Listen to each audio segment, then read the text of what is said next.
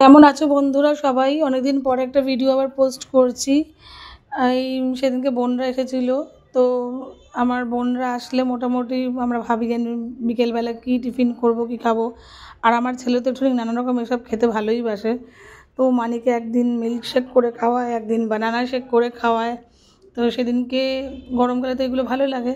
তা আজকে বলেছে আবার একটুখানি বার্গার খাবো। তো বার্গারের এখন পাউরুটিও নেই আর সেরকম জিনিসপত্রও নেই, তাও এমনি স্লাইস পাউরুটি আর ঘরে একটু চিকেন কাবাব ছিল।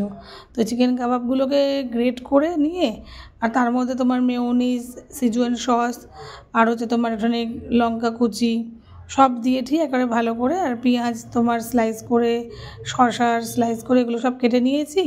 আর এখানে তোমার একটু বাঁধাকপি, তার মধ্যে একটু সামান্য একটু লঙ্কার গুঁড়ো একটু ঝালের জন্য, আর এর মধ্যে মেয়োনিজ দিয়েছি, বাটার দিয়েছি, সব দিয়ে একটা ম্যারিনেট করে রেখে দিয়েছি এখানে।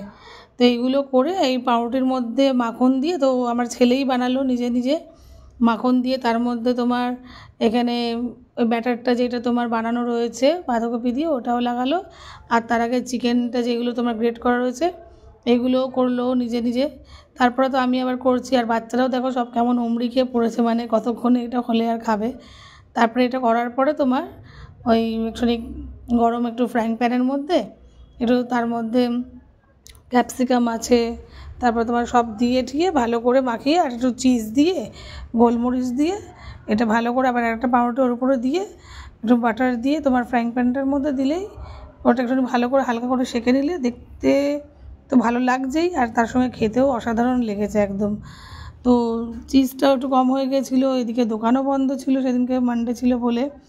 তো এখানে তো মোটামুটি মানডেতে দোকান বন্ধ থাকে, তাই জন্য এবারে যেটুকুনি পেরেছি করেছি ঘরের সব জিনিসপত্র দিয়ে। তো তোমরাও করে খেও বিকেলের টিফিনের জন্য বা সকালবেলা স্কুলে দিতে গেলেও খুব ভালোই হবে।